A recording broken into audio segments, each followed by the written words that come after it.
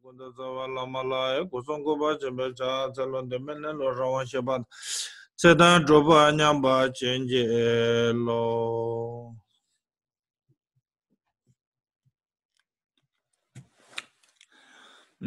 morning. Okay, so we are continuing on the text, the jewel treasure of advice by Drikung Bhande Dharmaradza.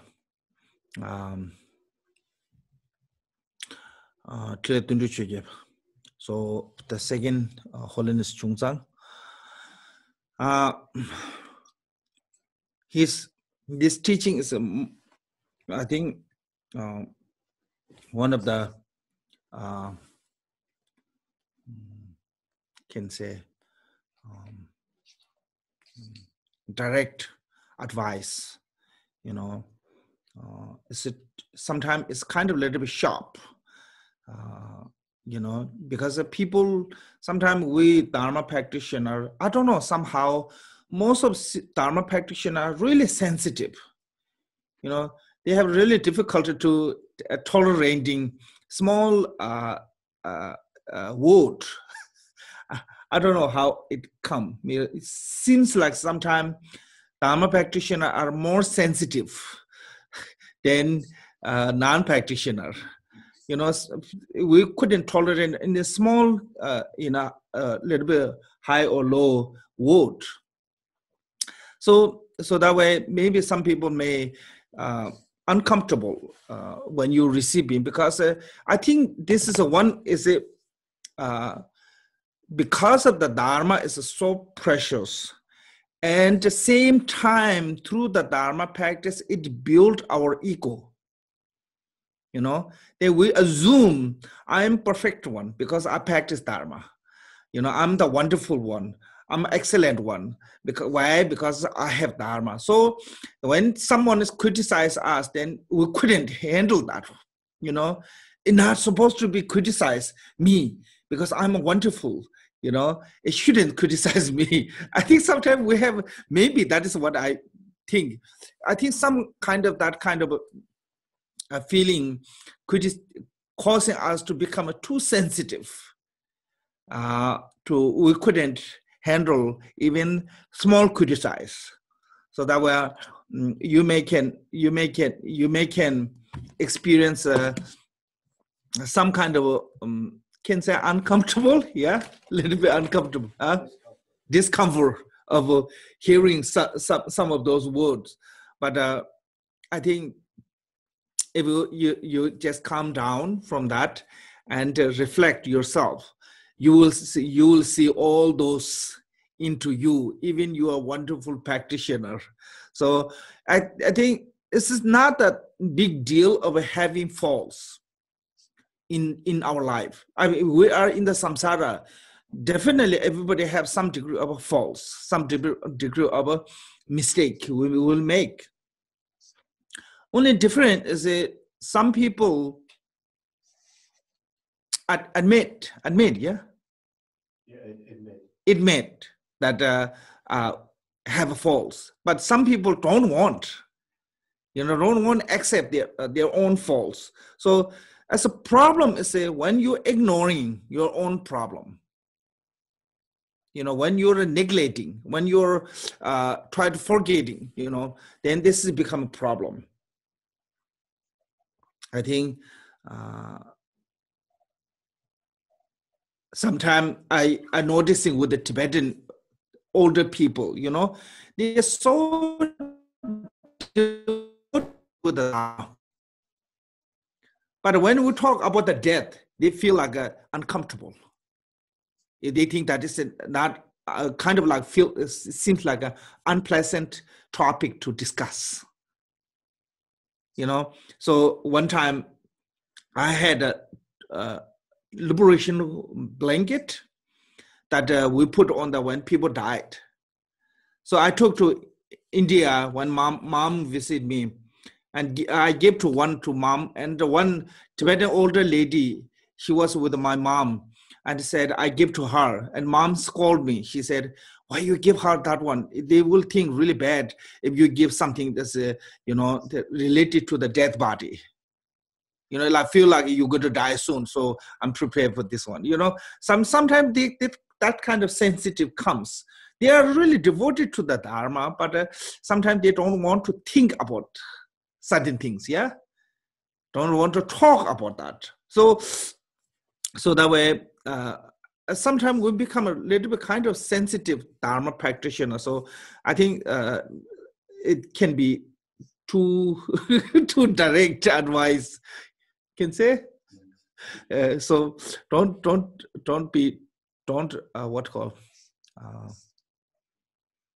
this? Don't be get shocked. Offended, yeah. Offended. Don't get offended.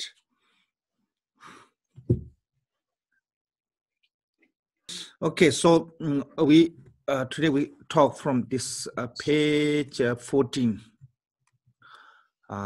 Said the root of the Buddha's teaching is the morality of a Vinaya.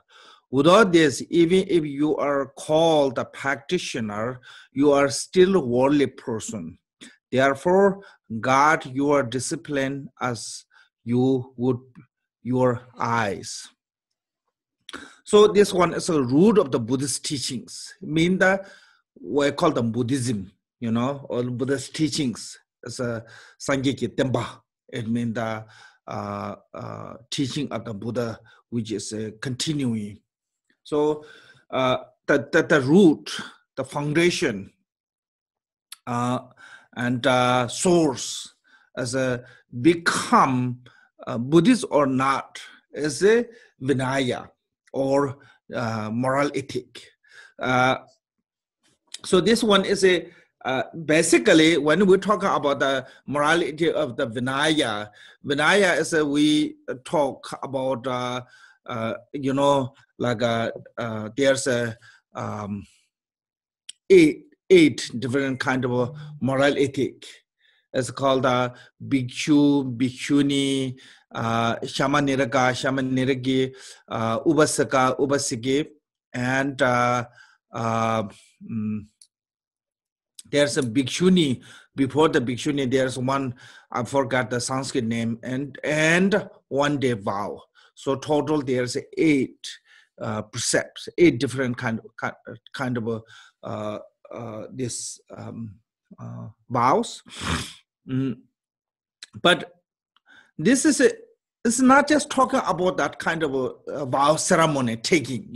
Sometimes people think, oh, once you took the vow, or refugee vow, or individual liberation vow, whatever, any vow, then you think you are in there. This is more like fundamentally talking about, I think. What is the fundamentally is we have to think what is the moral ethic is. What does a moral ethic mean? First of all, we have to know. In the Sanskrit, it's used as a Shila. So Shila is a 2 word, I think. Shida and Lati. I think something like that. Sorry, 1 minute. Yeah, Shila and Lati. So that way Shila is become. Shida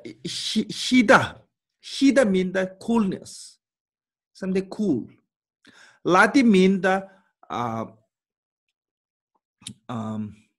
engaging on that or entering into that. So what does this mean? This in the Buddhism, we said afflictive emotion and negative karma is like a fire, heat, and compassion and wisdom is like a cool. So coolness because it's avoiding from the negative karma and afflictive emotion. So then what is here is a root of the Buddhism is morality is a discipline. We call the discipline, yeah? Yeah. And Tibetan we use as a Tsulrim. Tsulrim as a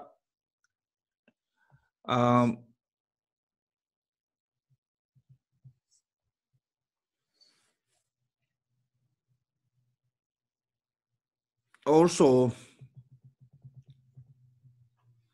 kind of a nature law.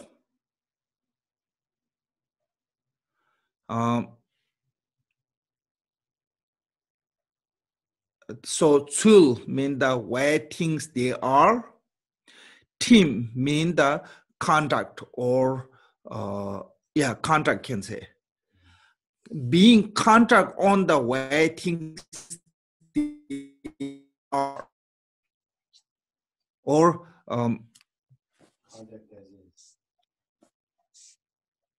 yeah. So you mean being as? Something like that.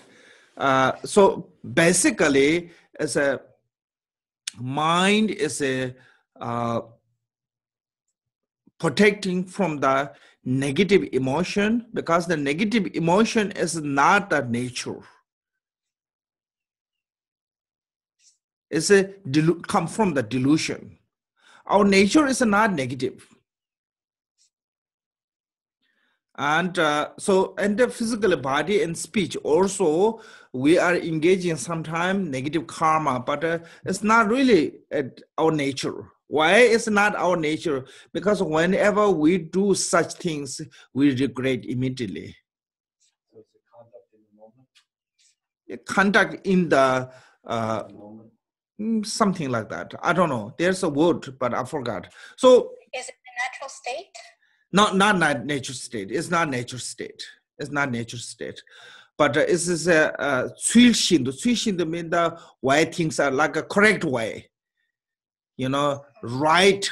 I think it's like English is called the righteous, yeah? Yeah, it's more like righteous than discipline.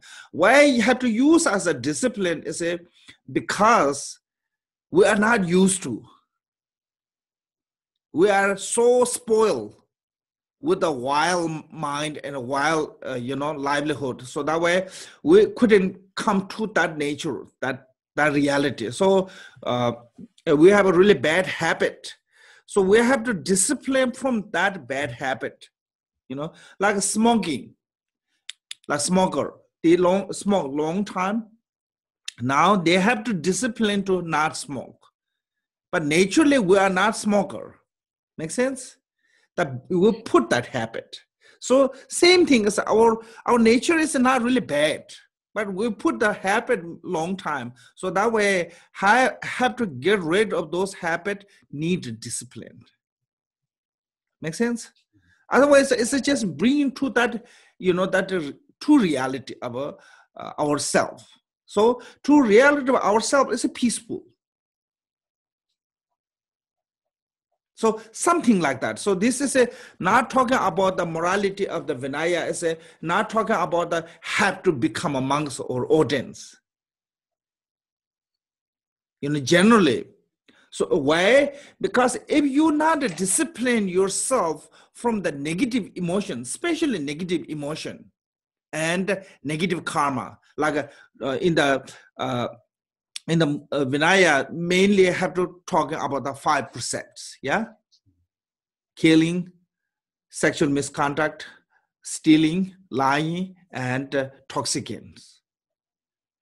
So those action we do when our mind is corrupted by negative emotion. When our mind is normal, when our mind is kind of the what called the calm, we will not do those things. When our mind is really, how to say this? Cannot call the obscure, yeah? Obscure? Yeah, I mean, when our mind is with a disturbed emotion, then we perform those activities. So we have to discipline from that kind of action. That is called the morality. So this one is not necessarily only be ordained or non-ordained. So reason is if you not discipline your mind from the three what called negative emotion, yeah, three poison, and if you not discipline your body from the negative karma, no matter how much you do practice like a circumambulation, recitation of mantra, it only turns to the evilness. So in the Vajrayana, they are said, if you do deity with the attachment, it can cause to reborn onto the hungry ghosts. If you deity with the ignorance, it can cause to reborn to the animal, and deity with the aversion can cause to the reborn in the hell realm. So even you practice the deity, you visualize the deity, you recite the mantra, if your mind is corrupted by those kind of emotion, it will only give us a result from that practice as a reborn in the low realm. So that is showing us we don't have the root of the path. Why? Because we're not going to the liberation. So that way this root is really important. Sometimes people think that once you do the practice good enough, it's not good enough. If you do the practice wrong way, it never brings you the good result. So I think that is something you have to go there. What does Vinaya mean?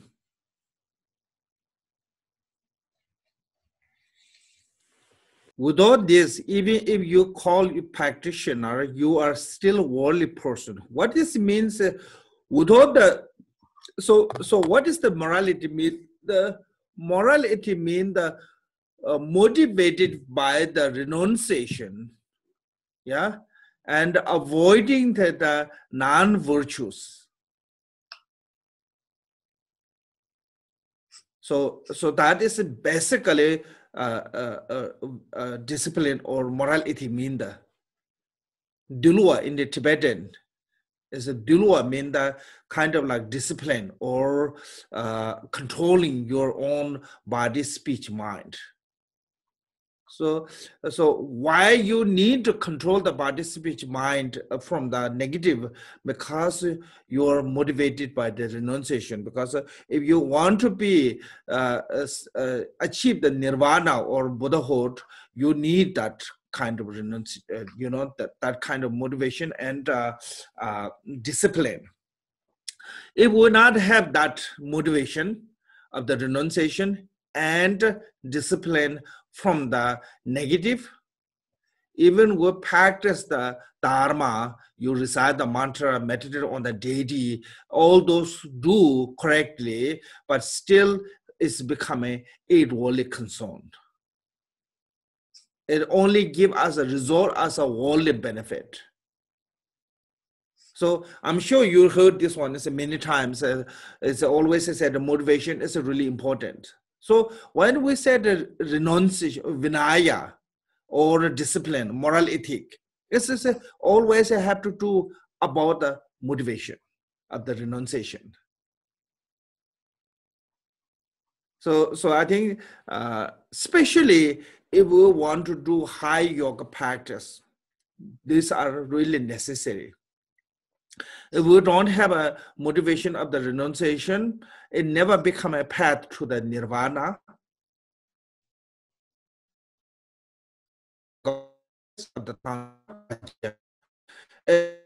Bodhicitta, no matter how high practice we do, it never become close to the Buddhahood.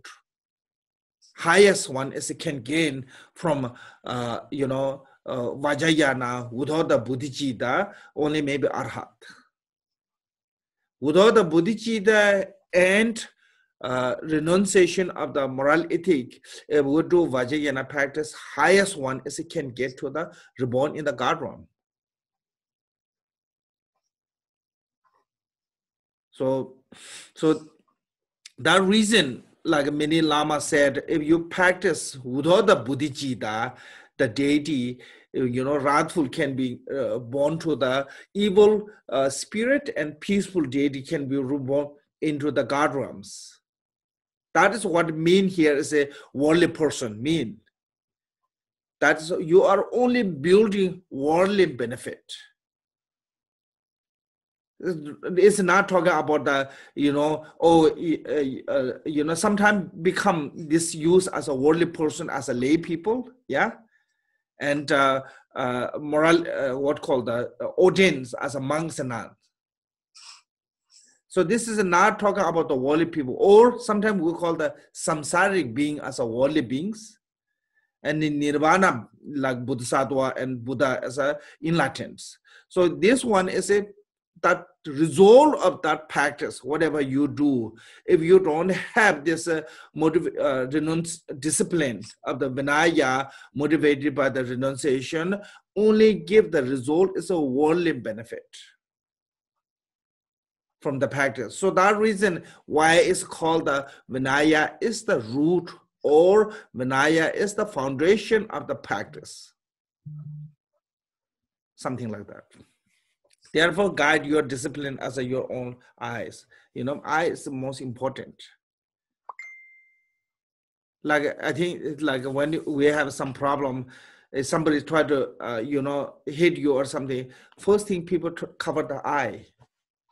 Not the nose, not the ear, not the mouth. Immediately try to cover the eyes. That much we see as the eyes of how important. So more than that, it will protect our own moral ethic. Moral contact. Can say moral contact, yeah? Mm-hmm.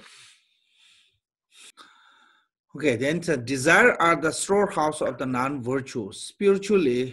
Spirituality aside, even its ordinary worldly life, there are many who has lost life, wealth, and power. Therefore, regard desire as an enemy and cautious.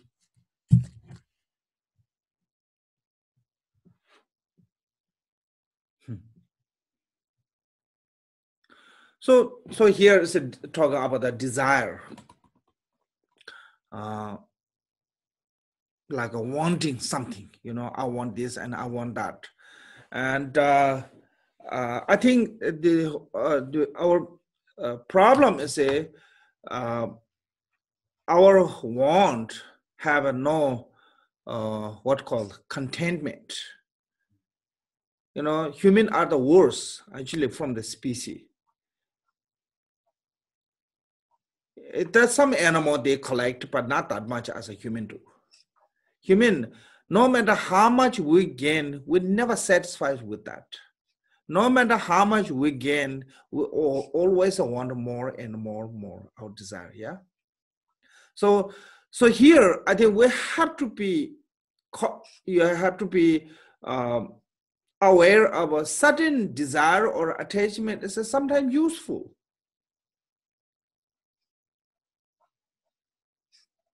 Like you desire or you want to become a Buddhahood. You desire to want to help other beings. So there are many different ways you can use as a desire in the Tibetan called the Döba. Yeah, and that kind of a thought can bring only good result. So that is not talking about here. Here is talking about this Döba desire as one is a self-centered, motivated by self-benefit, self-cherishing, and only seeking things that is temporary benefit. So, like eye attached to the form, ear attached to the sound, nose attached to the smell, tongue attached to the taste, body attached to the touch. So that kind of, we always say desire about those sensual desirable, yeah? Sensual. Yeah, sensual desirable object, always say wishing that one.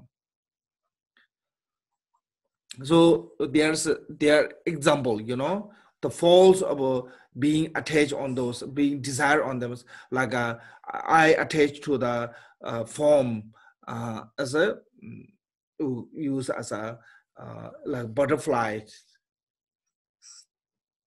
died when because they jump on the lamp. Moth to a flame. Moth to a flame. Moth to a flame. Okay, because they see this is beautiful.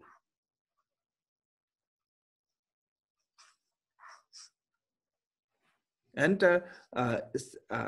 ear being attached to the it's a false of being ear attached to the sound. Is a they said hunter hunt the deer, and the one deer is a what called a caught. Can say caught or distracted with the music, lute. So there's like a nose attached to the smell as a large insect killed by the flower, and the tongue attached to the taste is like fish caught in the hook. Body attached to the touch is an elephant stuck in the mud when they mud bathing and they die. So those kind of faults can happen, come from the desire of a sensual pleasure, sensual. So so all the harm bring by that one, you know. So that reason is called that the desire is a storehouse of non-virtues. I think one way can say that one, yeah. So, and I think another way is also desire is a storehouse of a non-virtue, is it? Because the source of all the other afflictive emotion is the attachment. Actually, attachment created all. Yes, this is come from the ignorant, but ignorant also created by the attachment. Can see, like when because of our attachment, it raise in us hatred. Yeah, when our mind is really disturbed, that kind of emotion, strong hatred and attachment, we are lack of understand of what is right and what is wrong. That's called the ignorance. So attachment bring to stronger those emotions. Then jealousy, those all the other emotion will raise. So that reason we said source of samsara is attachment. Because of the attachment, we will have the aversion.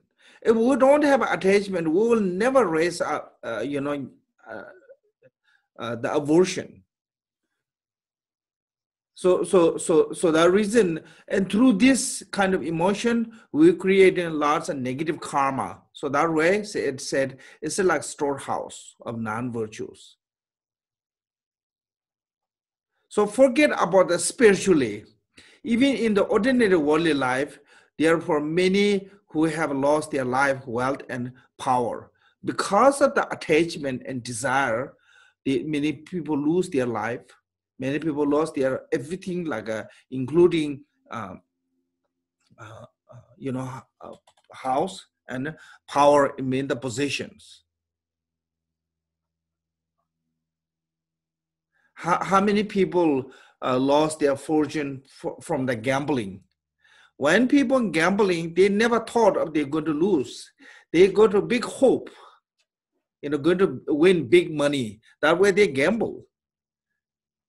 So it's a start with attachment or desire, yeah? Desire make them to gamble. Because of the gamble, they lost everything. When they lost everything, their mind is become so angry.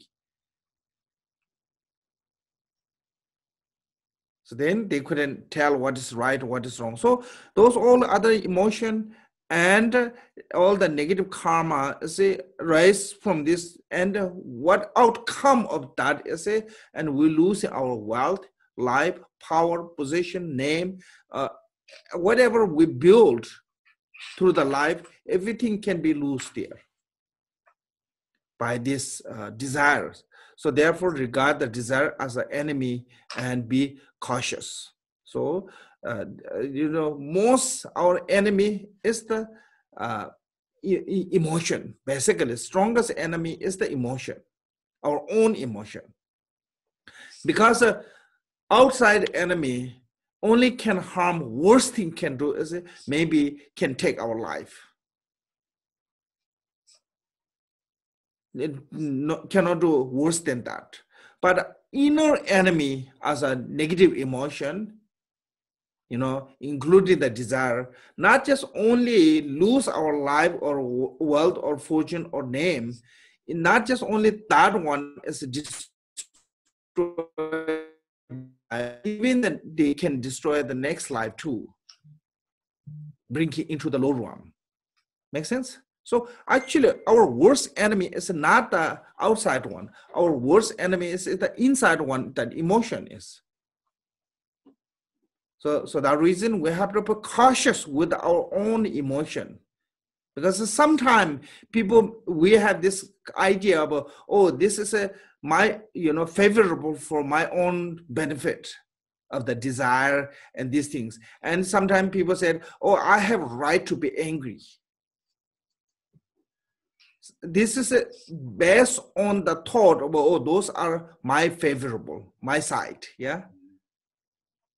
This is not really, because that brings us to like a attachment, desire, make your whole life slave. Slave. Have to work whole life. And when you die, maybe your bank's rich, maybe your children are rich, or maybe someone else is rich, but you really die with the poor.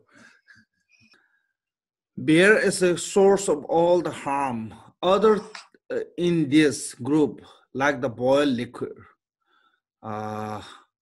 boiled liquid still possess the great fault. Gradually come to regard even beer as a poison. So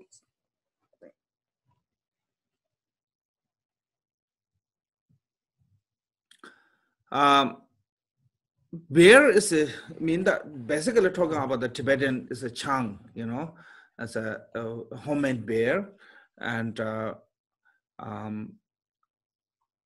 by it, what is the problem come to the toxic, losing your strength, your mindfulness. Originally, what happened was why Buddha make the law of alcohol shouldn't drink. One time there was Buddha have one monk, really powerful one. One day there was a really powerful naga, like most of people couldn't tame that naga, so powerful. And that monk went and he tamed the naga, powerful naga. So then next day or later, one day he went to his hometown, and people offer him really good food, and same, they offer beer too. At that time, Buddha didn't say, monk, you're not allowed to drink the alcohol. So they said, it's okay to serve you beer. And he thought, and Buddha didn't mention anything about the alcohol. I think, okay. So somehow he had a really good amount of alcohol. Then he left from his hometown, and when he was walking toward to the monastery, because of the breeze of the wind, his toxic is get stronger. When he get to in one place, and he totally drunk and fall down on the roadside, collapse. Then Buddha miraculously showed the power to cover his body with a leaf. I think it's maybe around the false time.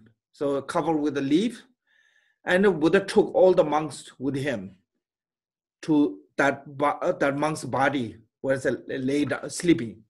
So, and Buddha removed the leaves and showed the monk.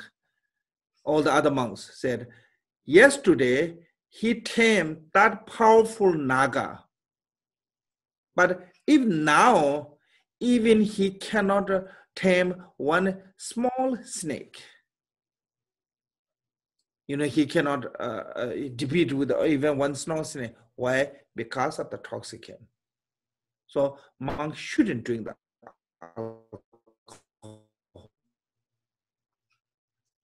That is how rule is became. So including the in the Tibetan, I think one is missing is ara. Ara means the like a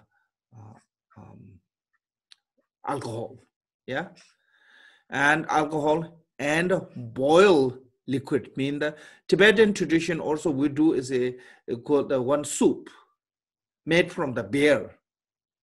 Boil the bear and make the soup. It's called the gonde.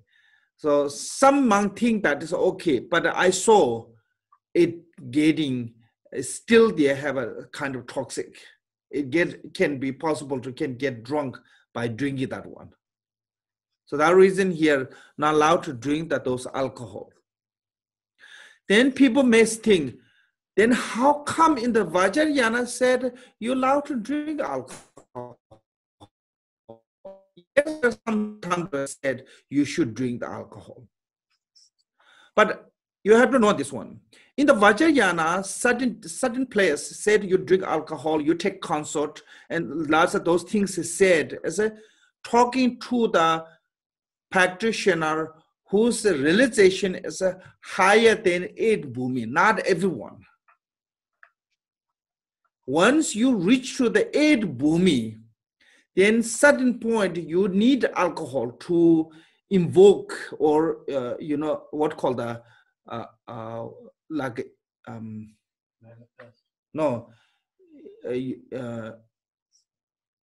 what called not invoke, imbues the power, make stronger. To strengthen? Yeah, strengthen to your practice. So in some tantra said, Vajrayana practitioner should drink alcohol, but those are talking to the at less as who achieve the 8 bhumi. So this is not all everyone whoever recite the mantra you allowed to, because you are Vajrayana practitioner you allowed to drink alcohol. Not talking about that. Because in the same tantra said also, if a practitioner of the mantra yana, if you get drunk, you will reborn in the crying hell. Make sense? So yes, some Vajrayana text said Ngangpa should drink the alcohol, but this is only who are what called exceptional one. Not everyone who recite the mantra or who practice the Vajrayana. So I think we shouldn't misunderstand on that. So because even in the Vajrayana said, if you are a beginner practitioner, shouldn't drink longest. So I think this is what I think is longest your element controlling you shouldn't drink those alcohols. The day you can control your own element, yes, then you can drink anything, it's become same. Doesn't matter you drink water or do you drink wine, both are same. But right now, we cannot control our own elements. Why we cannot control our own element? Because we couldn't control our own mind.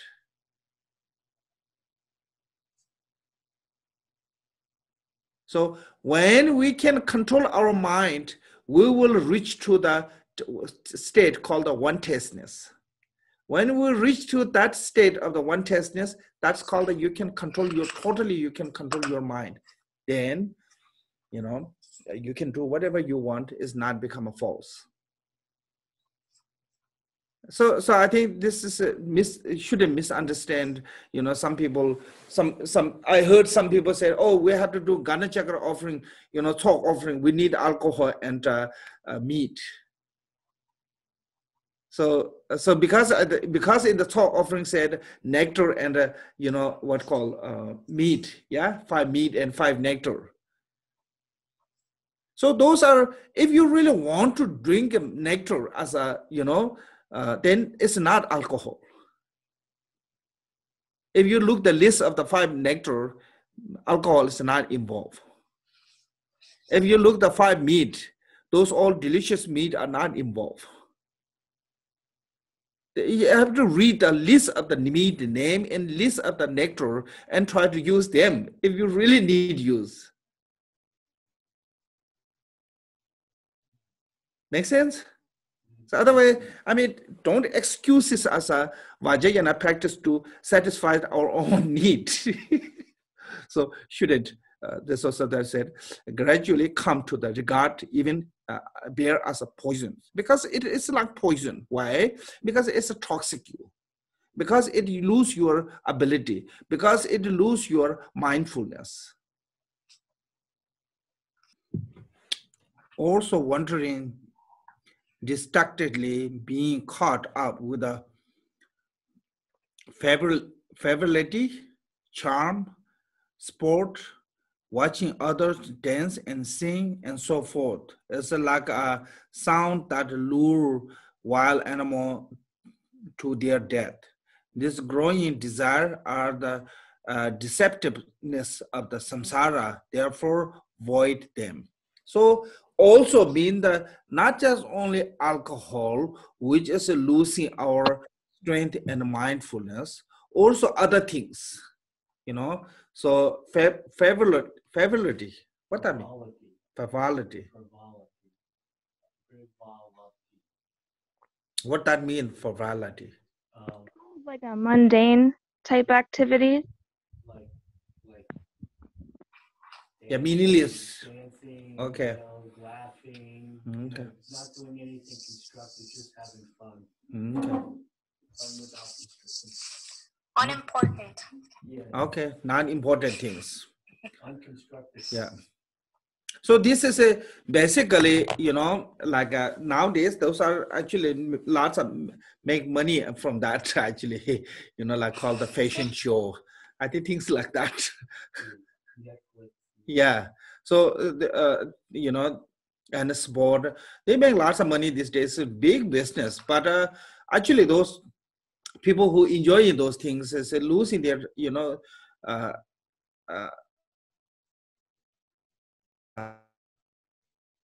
mindfulness, and wasting their time and money and so many things. I think from there. So this is those all this just list here put in them is similarly like alcohol, and it causes us to distract our mind from the practice and wasting our energy and time by doing that one. And when we do those things, there is not much too meaningful from that. So that way, it's still like a distraction. Is like a lure when they lure like a flute playing to the animals. Then when the animals so enjoying with that, they didn't know that somebody is going to shoot them from the other side. So I think ancient time, this is one technique to hunt the animals, because they don't have a gun, so they cannot go too far from the far. They cannot shoot from the far. They have to go to closer. When you go to closer, make sure those animals are aware of you are going to hunt them. So how to distract them is something that like music or something played them, because I think they say some animals really like to listen those. When they listen in that one, and the animal didn't have aware of the hunter is the other side, come close and going to shoot. So I think, I mean, these days they don't need to use that one because they can shoot from the far distance. Yeah, so that way maybe not necessarily relevant, but I think ancient time this is a technique they use to how to hunt the animals. So similarly, when we distracted our mind from this kind of activities, it's only cause to our losing the mindfulness. When we lose the mindfulness, and also not just only losing the mindfulnesses, and it will increasing our desire. When it increases our desire, and by the deceptive of that can bring us to the deeper in the samsara. That is a deception. We think you enjoy, we think something good, but it's not good. It's bring to the bad karma by increasing our negative emotion. Because of the negative emotion, then it causes us to more become like a, one time,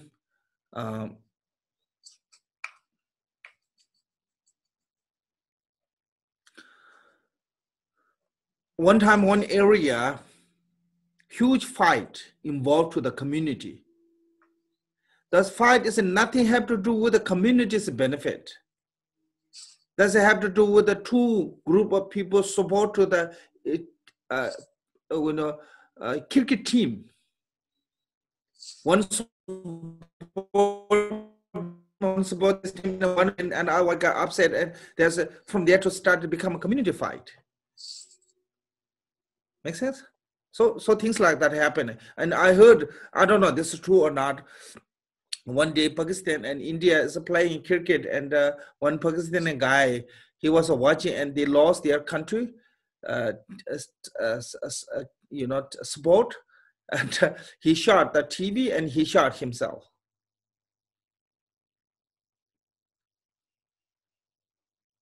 So I think things like that happen. So that's kind of a falseness bring to us, in fact, to our life to become really misery and negative. So that reason, don't take seriously that kind of things, because this is just a game.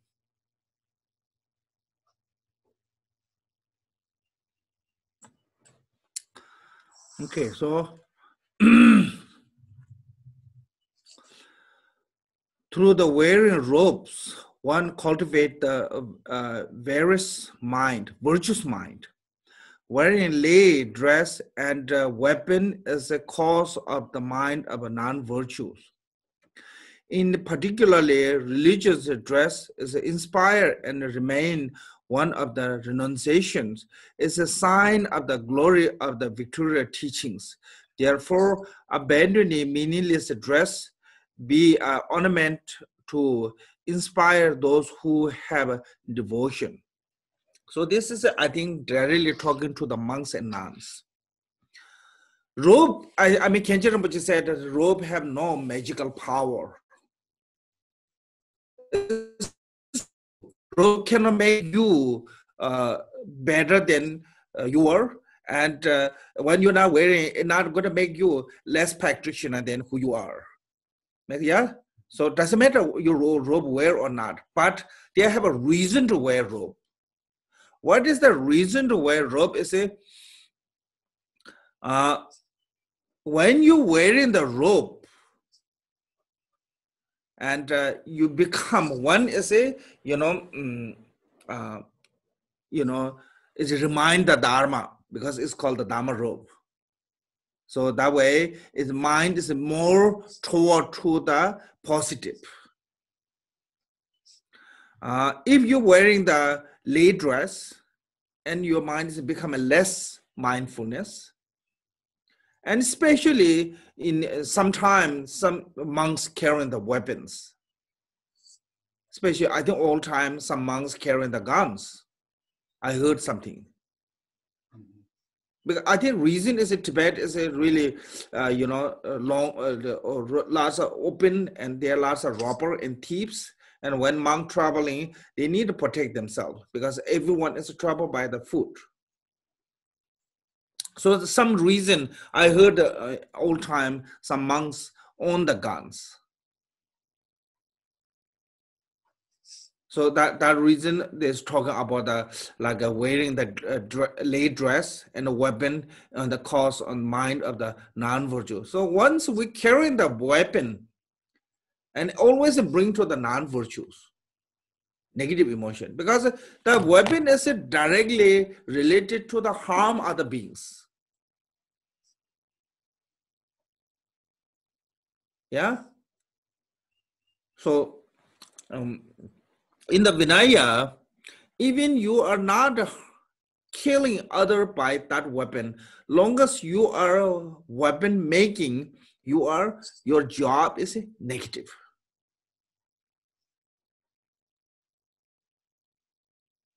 So that there's some question when you become ordained. Some question comes as are you not? It's called are you not a blacksmith? So this is directly indicated to the person who making the weapons, knives. If you're already making that one continually, and which is lots of time using to the negative, then you cannot become ordained, because your job, professional job, is making a weapon, and you want to become ordained. Is it two things not work together? Make sense? Yeah, contradictory with your job and your practice. So point is those bring to the negative emotion from there. Even you don't do directly harm other by carrying or by making them. So now here is the way we have to wear the religion dress, like a Dharma robes. Particular religion dress inspired remain one of the renunciation. So when you're wearing the dress, even though people don't know who you are, immediately inspiration comes. Oh, one monk's coming, one nun's coming, one practitioner coming, can recognize it directly by the dress. I mean, dress is just, what called that? Label. Ornament or label of who you are. So then people, otherwise it may insidely how great practitioner you are, no one will know. So the reason, if you look the history of in India, those great Mahasiddha like Tiruba, nobody know he was great Mahasiddha. Marba went many times to India to bring to the Dharma to Tibet. Most of the people don't know he was great teacher. Look, the Milarepa, when he was searching to the Marba, they said, oh, we don't have a great teacher like Lozawa Marba.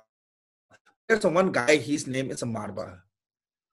Because Marba is not wearing robes, he's just lay. So it's not directly involved to the inspiration to the other. And I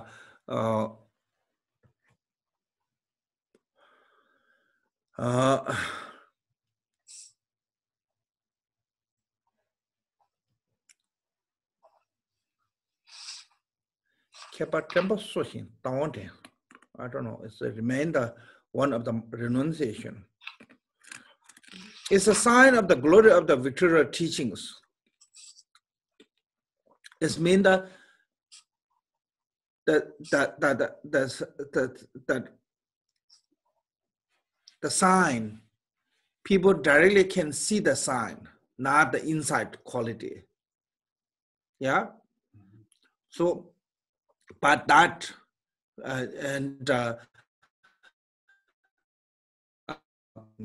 great serve of Buddhist teachings by just alone the sign itself. If you go to the Buddhist community, if you wear the robe, even they don't know who you are, immediately they show you respect.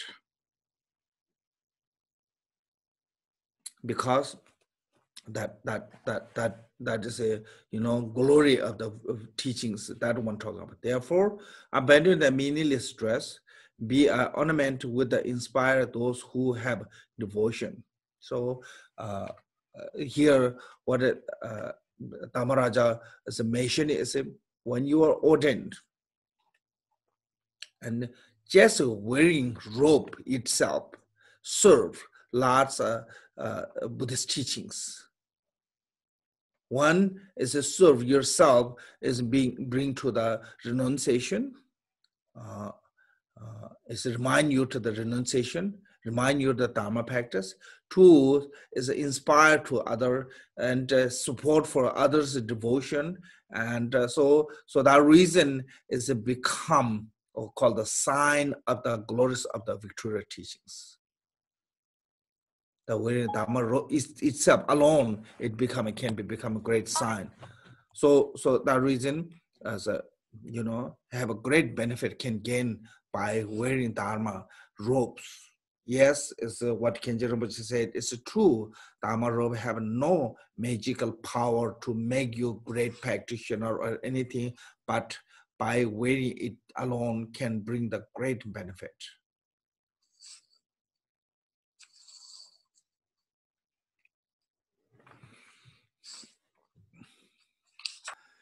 Meaningless diversion, idle talk, gambling, and so forth.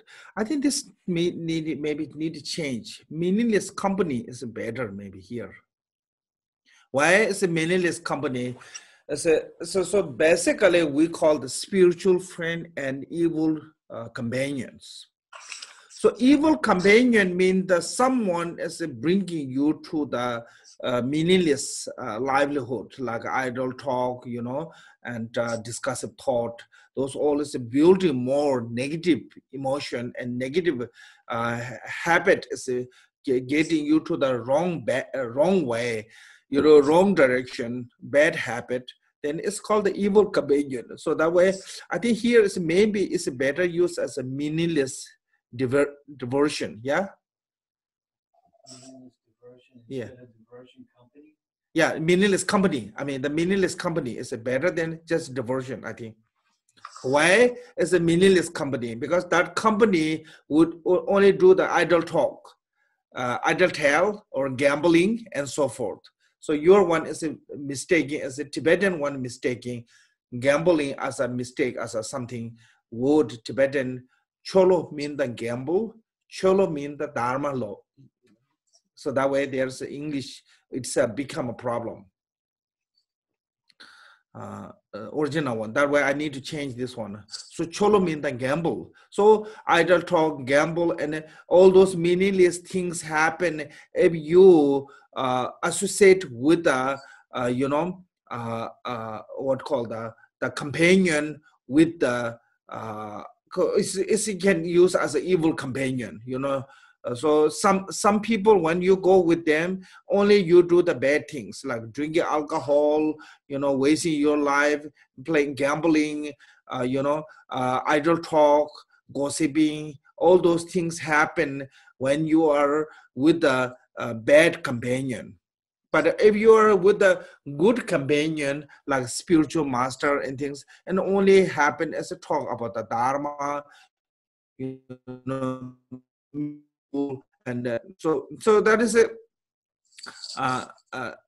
Lots of things happen, these things in our life because of what kind of a companion we are associating. So that reason here saying is do not associate with that kind of companion are cause of the wasting one's life, because when you are with them, only what happened is wasting our life.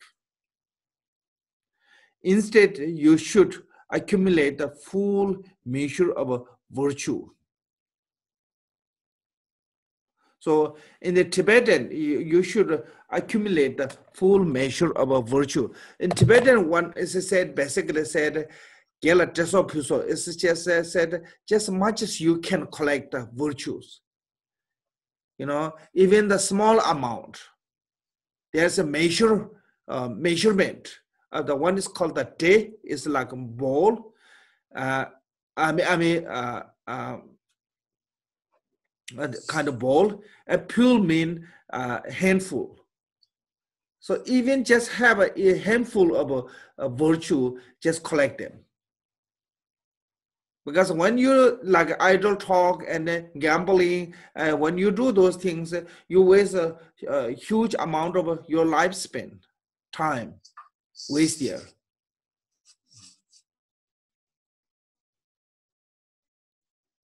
So don't associate, don't accompany people who bring to the meaningless activity into your life.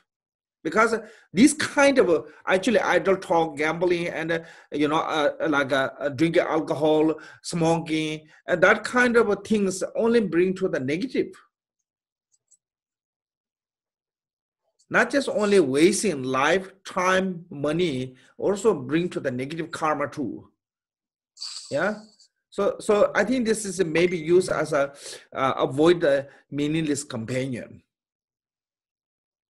Why they are becoming a meaningless companion? Because when you associate this kind of companion, and only bad things happen. Then said, all the wealth is like the honey on the bees, honey of the bees, to bind on the samsara and freely taken by others. Much is lost in ways to no purpose. Therefore, it's important to take wealth essence by using it for the Dharma and by practicing generosity. First, wealth is like honey and bees, because bees, they collect all the honey whole summer, and at the end of the summer, somebody come to collect the honey, so they not have right to use in lots of time. They don't get chance to use them. So we collecting wealth is similarly like that. Lots of people collect wealth whole life and they died. When they died with that kind of collection, and a lot of time it caused to they reborn in the hungry ghosts. There was a story, one monk, collected money, and then one day he died, and when he died, and he hid the money somewhere, and he was born scorpion, big scorpion with that money. So because and then lots of people, because of that attachment of the wealth, they can reborn in the kind of hungry ghost or evil spirit around that. Yeah, so it can cause to the so that way it said is a bind one to the samsara. I mean, we are in the samsara because of the, first of all, we are in the samsara because of the attachment. If don't have attachment, we will be liberated. Because of the attachment, then aversion, hatred, jealousy, all other emotion comes. So wealth is a cause as to the attachment. And two, is we have no guarantee to be that good to use ourselves. We save, then one day someone else use them. So that way, Gamboba said, it's a quote, it's from the Sutra, actually, Buddha Sutra in the jewel ornament, said, whatever you keep is not your, whatever you give to the other is your. So when you gift, when you use wisely, good way, and that merit is you will take when you die. If you keep it with you, in the house or in the bank or whatever, and when you die with the empty-handed. It's not meaningful. The wealth is not meaningful. It's not saying, as in the Buddhism, sometimes people think, in the Buddhism, criticize about the wealth. Wealth is a result of your merit. It's good. But if you don't know how wisely, good way to use your wealth, then you are a little bit stupid. Yeah. So I think so that what is here saying is so how meaningfully use is use for the Dharma and by practicing generosity. So Dharma is lots of people think use for the Dharma means the give to the temple, offering to the Lama. It's not only to just do something meaningful for benefit other sentient beings. Like give to the charity, give to the soup kitchen, give to the, homeless, or there are lots of different ways you can support for the health, education, you know, there are many different ways you can support the other two, and including this, you know, religion community. So as a Dharma is not only talking about the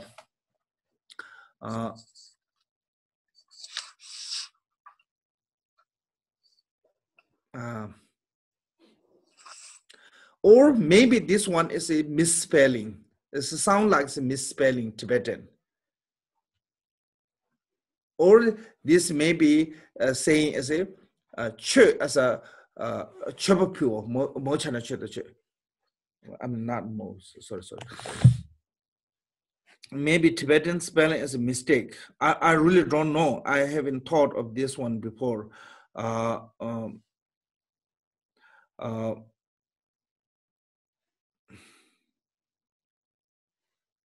Yeah. So one way Tibetan spelling is said mochana che and give. So wealth, you can do two things: offering to the enlightened beings like Buddha, Dharma, Sangha, or give to the sentient beings who need one. I think this is maybe a misspelling. By those two, you know, offering and giving, and have an essence of the wealth. I think this, now I realize this may be spelling mistake. So I think it's better translated as using it for offering and practice of generosity. Those two are much better than using for the Dharma and by practice of generosity. That's a little bit not clear. Practice of the generosity is the Dharma. So I think it's used for the offering and giving. Okay. Yeah, I think so. This is still, we can, I mean, need, you know, correct. Okay, then excess chatter is a source of the faults and is dispersed by others. But if we are not completely, if we are completely silent, we cannot be pointed away. Therefore, it's important to know when is speak. So this is so good advice, you know. If we talk too much, excess chatter means that too much talk is bringing lots of problems. By you know, too much talk bring to the problem between the friends. By too much talk bring problem between the community and you know. So too much talking is a, you know, excess chatter is not good anytime. But if you say nothing, then it's also as a like completely blind and not understand each other. You know, you have to say something to understand each other. What you say, so what you want, and so that way says you have to know when you speak and how much you speak should say. That is also part of the discipline. Also, that is a part of the mindfulness. Don't say too much. Don't say too little. Just say enough.